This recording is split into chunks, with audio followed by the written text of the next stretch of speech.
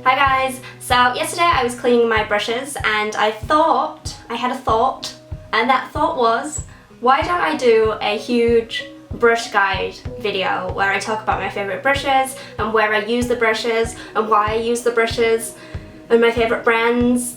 Missed my finger there, didn't I? So today I thought I'd just go through all my favourite brushes and some of my not so favourite brushes and let's just talk about brushes.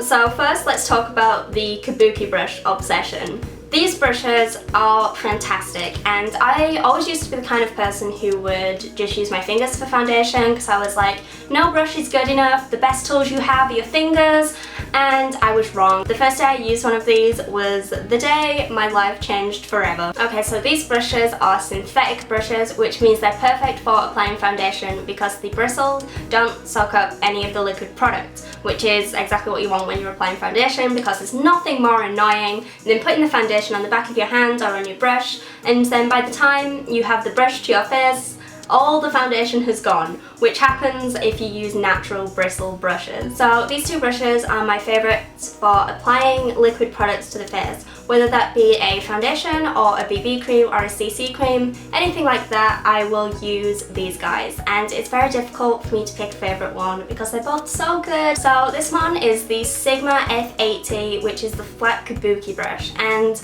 this one is wonderful. It has so many bristles and it is so soft. So the way I use this is I either put a little bit of foundation on here or on the back of my hand, and then I pick the foundation up, you kind of just press it on and then buff it all in.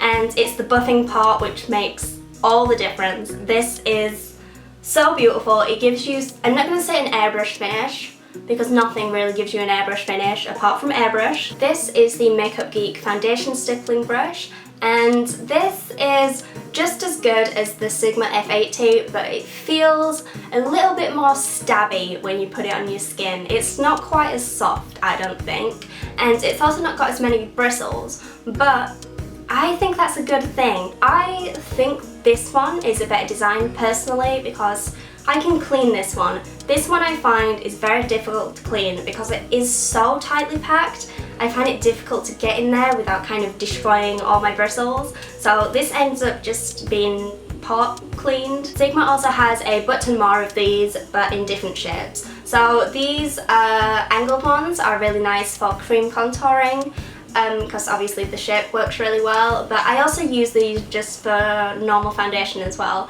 Like if my flat top Kabukis are dirty, which they will be within like a couple of days, then I will just go through all of these until they're all filthy, and then I'll give them all a wash. And you can even do foundation with this weird pointy one. So you can get Kabuki brushes for powders and mineral powders as well, and this one is the Ray Morris Mineral Buffer, and this is just really nice for buffing powder into the skin. I don't use mineral foundation, I never have done, but I really like this for just buffing my regular powder or my translucent powder just into my skin. There's also this little guy which is already dirty because I've used it today, but this is the Ray Morris Deluxe Kabuki, and I use this as part of my everyday routine now as my contour.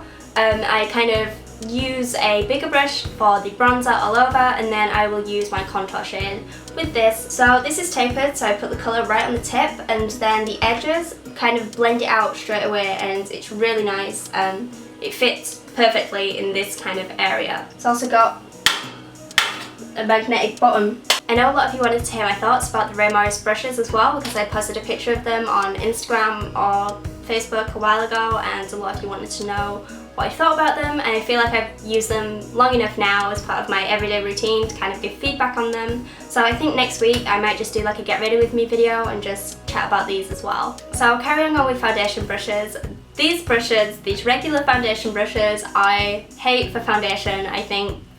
I just don't think they work very well. So instead, what I use these for is concealer. This shape makes it perfect for underneath the eye area, and I have a bigger one as well. This is a Louise brush, which I accidentally stole from a shoot at one point when I used to do freelancing. It just came home with me accidentally, but I'm really glad it did because it's a really nice brush. So powder brushes you don't really need to spend any money on really. You can just buy inexpensive ones like this Coastal Scents one. I don't think it's very expensive.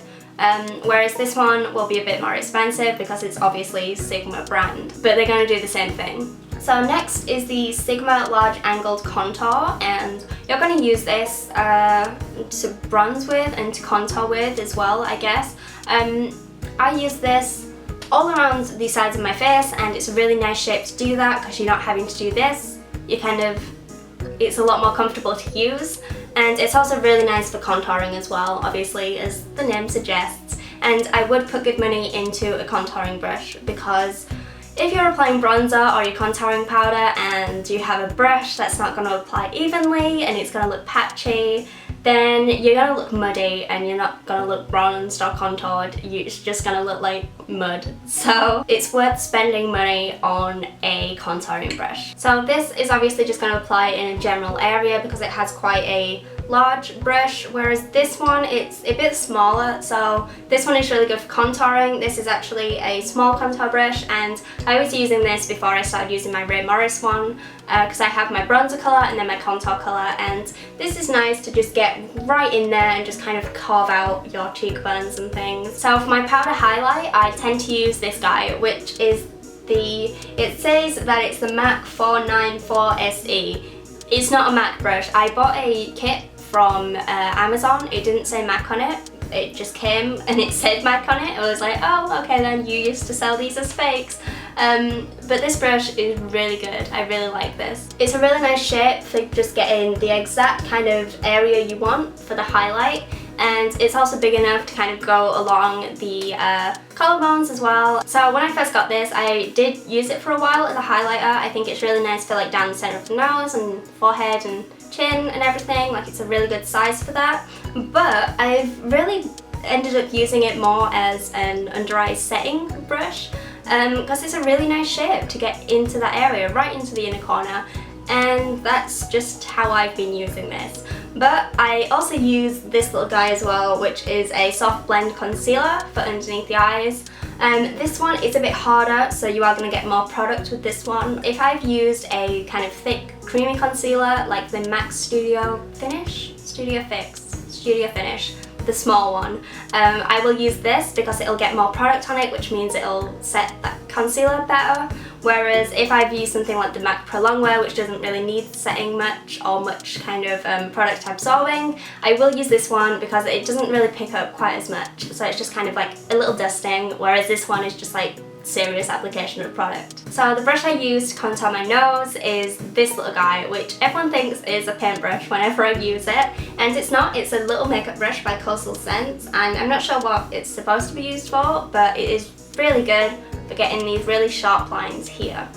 Like, my nose doesn't look like this. So I kind of get all the product on this side first, and then I get the sharp line, and then I use, because it's quite a thick brush, I use that side to kind of just like smush it in and blend it out so it's not just a really sharp, crisp line, like a really unnatural nose contour. But this is really nice. So if I'm contouring my nose with a cream product, I will use the little angled, I don't even know what this is called, Precision Angled by Sigma, and that's just a smaller version, like a super small version of their angled Kabuki brush. So for concealer underneath the eye and in this kind of dark inner corner area, I have two brushes I like to use for this, and it just kind of depends which one's clean, although I guess I do reach for this one more, so I'll talk about this one first. This is just a really tiny version of the round Sigma Kabuki, and obviously so it's really nice to kind of buff product into these tiny little areas that you can't get to with the bigger brushes. This one is the Airbrush blender, and this is really nice for going over spots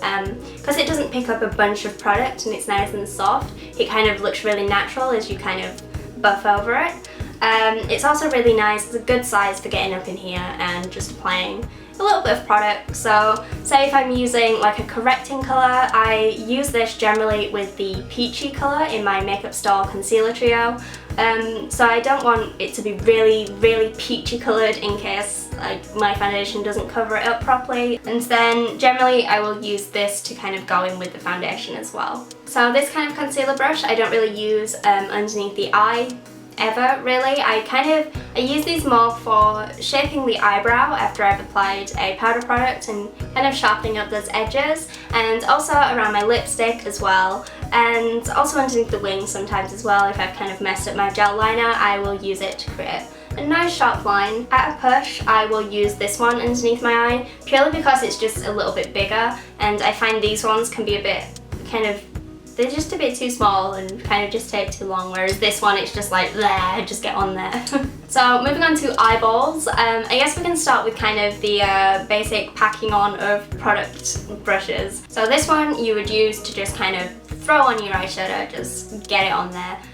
You wouldn't use this to blend or anything, you would just use this purely to pack product on. So this would be really nice for like today, for example, where I have the shading around both edges.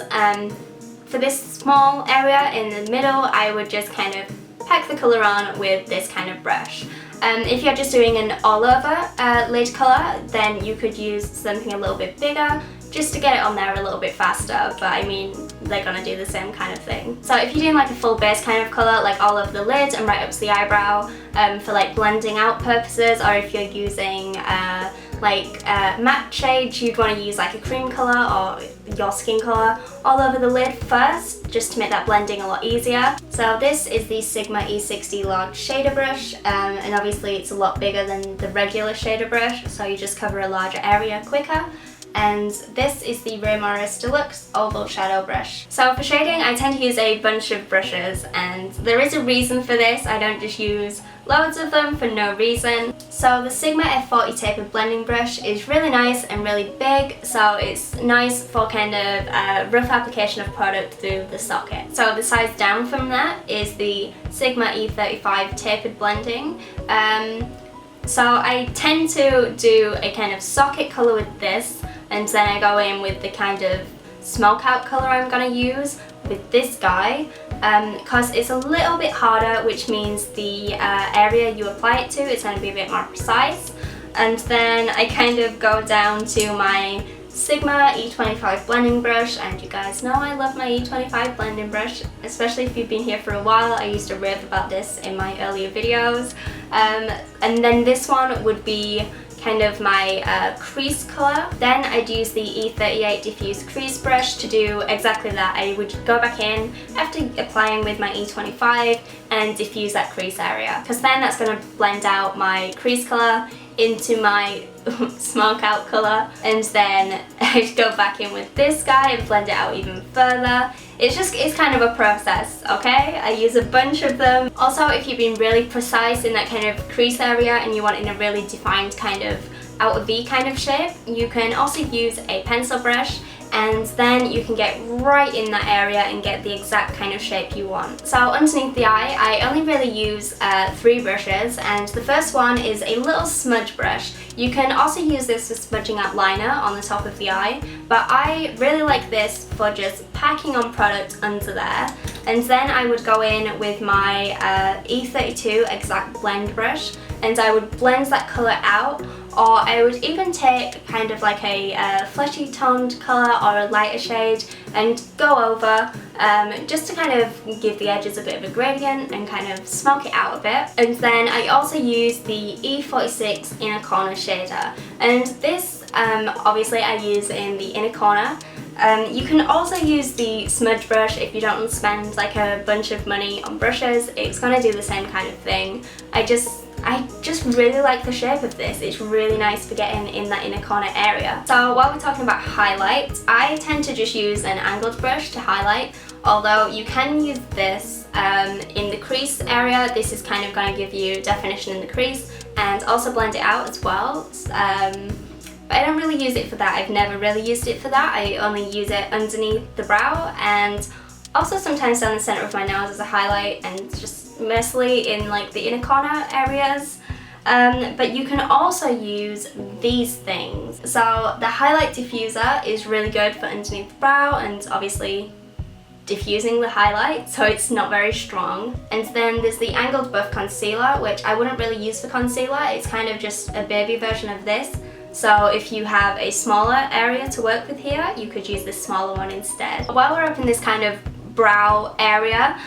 Let's talk about what I use for brows. I use the E68 Line Perfector brush, and I think this is to do gel liner with. It came out with Sigma's gel liner collection, and it's very similar to what I used to use to set my gel liner with, which is just a Royal & Langnickel angled paintbrush. This isn't even like a makeup brush. So, has Sigma been watching my videos? Sigma? Been watching my videos? So yeah, I'm kind of glad I now have this, because I now have a brush I can recommend that everyone can access to, because I don't know where to buy these apart from craft shop. There's also your traditional kind of small angled brush, which is also going to do the same thing, but the reason I like this bigger one and prefer it to using the smaller one is because you kind of, if you're doing the wing of your brow, it's kind of already half done. The second you place it, your wing is basically done. Whereas this one, I kind of feel like this allows a lot more room for error. I tend to just use these things now for just setting gel liner, which is why this one is filthy. So you definitely want one of these guys, these little spoolies. You can either get one that is attached to a brush handle like this, or you can just get like the little cheap ones you can get from like Boots or something. They come in little little baggies full of little spoolies. You'd want to use this after you've used like a brow powder or a brow pencil or something, and then just run through the brow so it softens it and just makes it look a little bit more natural. The brush I use for liner is the Sigma E11 brush, because it's very tiny, so you have so much control over the angles and the thickness of the liner. And then I always set my gel liner in place, so I use just a regular angled brush, and you can also use this to do eyeshadow liner with as well, which I've done a couple of times on my channel. I'm getting filthy right now because this is disgusting. So I use this with dry product, and I also use it with wet product as well. You can just wet it with just water or a sealant or something, and then you can do liner with powder product. So this little brush is a brush I never see anyone use, and it is the Sigma E17 Waterline liner brush. And this is fantastic, and I have no idea why no one else uses it. I feel like I'm the only person who uses this brush in the world. So I don't know about you, but when I apply liner to my bottom waterline, I hate when it gets on the eyelashes, because I don't apply mascara all the way up, because then I end up getting it on my waterline and it just looks really messy. So then I usually just have like a white line on my eyelashes and then my mascara, and I think it looks horrible. So a way I found around that is, so if I'm using the NYX Jumbo Pencil in Milk, I will use this. You've seen me do this 1,000 times. I will take the product off with this and then apply it on the waterline, and it looks so much more natural, and it also just makes it so much easier. And I don't know why people don't use this. This is definitely like in my top 5 brushes. I love this thing. And then finally, lip brushes. I have the, I think this is a Virgin V lip brush. Yeah, it's a Virgin V one. And the reason I like this is because it's square. You can kind of squeeze it, so it's square and it's not tapered, which I really like in a lip brush, because I feel like you can get clean lines with it. Whereas if you have a tapered brush, you really can't do that as well. And that's the same reason I like this one as well. This is just a Coastal Scents.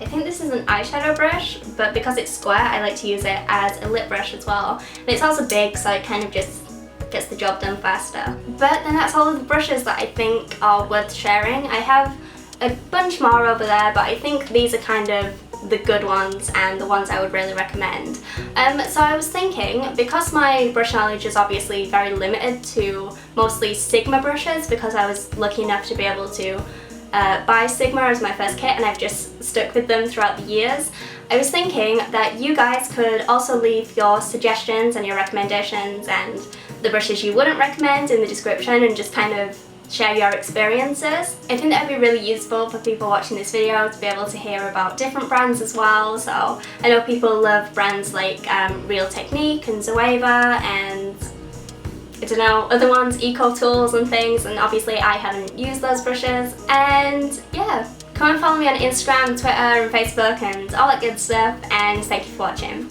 Bye.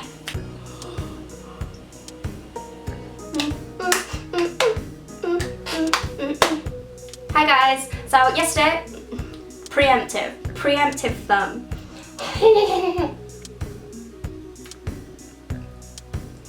Hey guys, so today I'm going to tell you all about the brushes.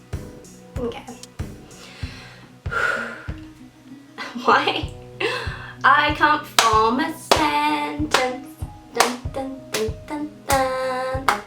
It's very hot in here, and I just had a coffee, so I'm heating up even more. I'm not even wearing pants.